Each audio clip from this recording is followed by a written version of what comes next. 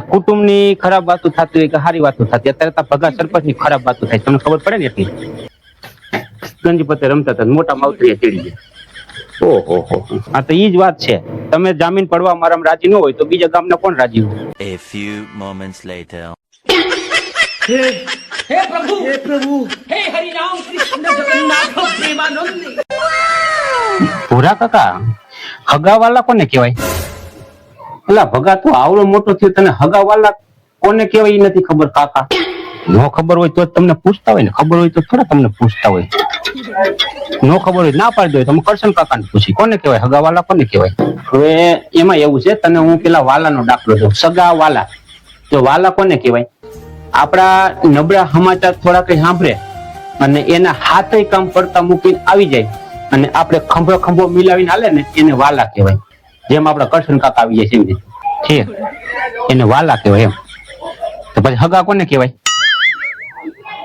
એક તો આપણા હારામાં રાજી ન હોય, આપણે સુખી તો કોઈ દુખી હોય, જેની તેની પાસે આપણી વાટતા હોય, એટલે કે ઈર્ષાળુ, ઈર્ષા દેખાય કરતા હોય.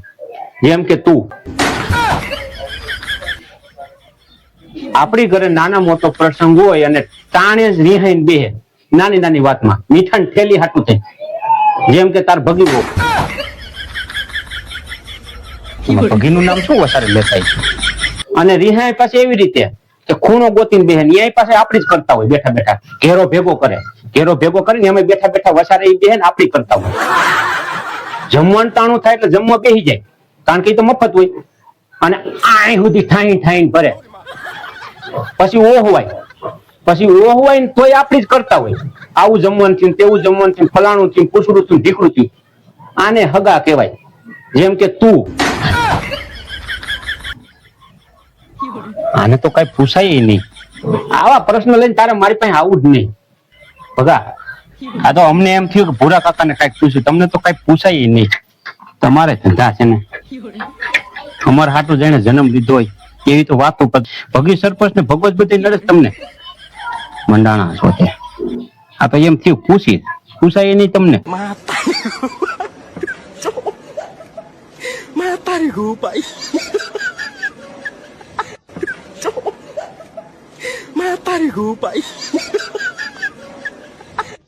હાલો, આમાં કાંઈ ન વરે આપણું.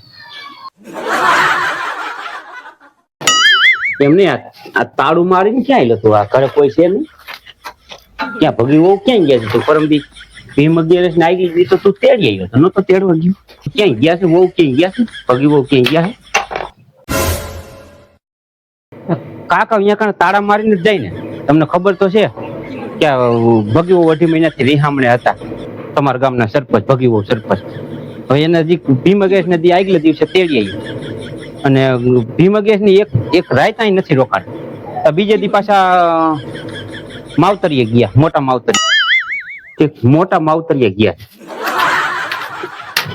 કાકા અહીંયા કારણે 2-3 મહિના રિહામણે રોકાણા, તો પછી બધે માવતરીએ ફરી લેવાય.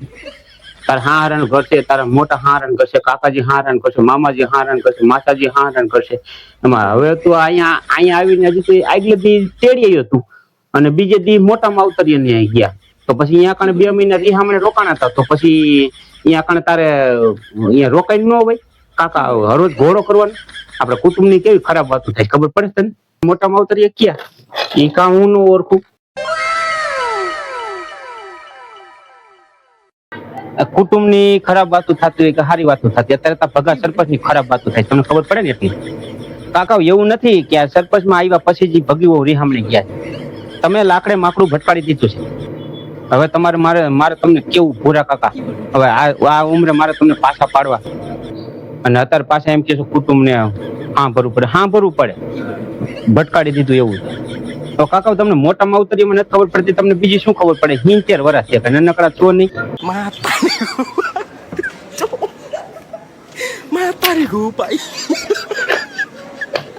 મોટા માવતરિયા ભીમ 11 નદી હાંજે બેઠા હતા ને રમવા, હજી તો હાંજે તેડી ને આવ્યો. વારું પાણી મારા હારણ ઘરે કર્યા.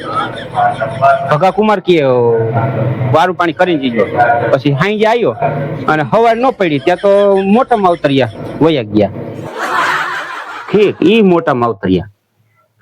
પણ કાકા હવે તું હજી આગળ હતી તો તેડી આવ્યો તે પછી રાતે પછી હા ખાઈને તો બેહાય ને થોડું એટલે સવારમાં બોલા સાહેબ તેડી ગયા ગંજીપતે રમતા હતા મોટા માવતરીએ તેડી ગયા ઓહો હો તારે તેની મને કઠણાઈ નો પાડ નથી તારે તો મને એવું નથી સાંભળતું આ તારા લગ્ન છે ને 15 વર્ષ કે છે ને 15 વર્ષ મન નથી સાંભળતું કે 1 મહિનો આંકણ હરખું રોકાણા હોય આ ઈ જોવાની ખૂબી એમ તારે તો ભગા ખરેખર સરપંચ માં આવ્યા પછી બહુ કઠણાઈ હાલે છે બહુ તારે કઠણાઈ છે તેડી ગયા ભીમ ગેસ નો જુગાડ તો એવો છે મોટા ઉપાડે રમવા બેહો તો સાહેબ તેડી જાય તમે જ વધારે ડાયા થતા નહીં લખીમાન ટીડીમાન મારા કાકીને બધા આયરે જતા એટલે તમારી કઈ બોલવાનું નથી થતું હવે જામીન નું કરો જામીન ગોતવાના છે આ તાળું મારીને એટલે જ હું જાઉં છું હવે જામીન ક્યાંક ગોતું જામીન મળી જાય ને તો ભગીને છોડાઈ આવું બીજી ડોસી ભલે ને અંદર પડી હોય મોટા માવતરિયામાં અહીંયા પાછો લોસો માર્યો ને તે જામીન તો તારામાં જડતી કોઈ પડે નહીં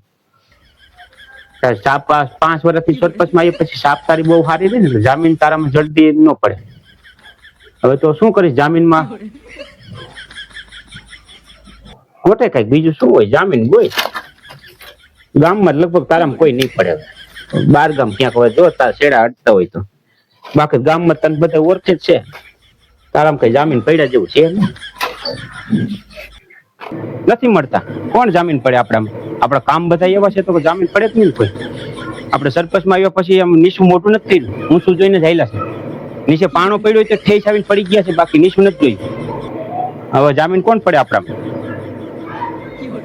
તમે પડો હાલો જામીન આવી જાઓ एक बार धोखा खा चुका हूँ ના મને રેવા દે તું જામીન ગોઈ જ ક્યાંક ભાઈ કરશન કાકા બર્શન કાકા લઈ લુલા પૌલો નવરો રખડે પૌલા ને લઈ જા ને પૌલો તારો ઘણા કામ કરે ભલામણ વાંહેથી આ ભગીઓ વહી ગયા પછી તારા સરપંચ ના કામ તને ઓલો માર્યો નતો ભગીઓ તારા હા હરી આવે તેડવા ગયો તો નતો તારા હા હોય કઈ લાકડીઓના હાણસી વૈણાના ઘા કર્યા તને લાગી ગયું ભીષણમાં પગમાં દાખલ નતો કર્યો તને તેરા પૌલો તાર પંચાયત ના કામ ઉપાડતો તો પૌલાને લઈ જા ને પૌલાને લઈ જા અમને રેવા દેતો અમને તું કે કામમાં નથી આવી હા તો ઈ જ વાત છે તમે જામીન પડવા મારામાં રાજી ન હોય તો બીજા ગામના કોણ રાજી હોય તમે તો કુટુંબ છો કોઈ રાજી નથી તમે મારા કાકીનું કરો રેવા દો હું ભગીને જામીન ગોતું છું તમારે આમ તો કાંઈ ન વરે તમારે તમને કઈ ને એટલું તમારે કરાય પૂછીને એટલો જવાબ દેવાય આ વધારાનું એડવાન્સ થવાનું તમને કોણ કહે છે એમ કહું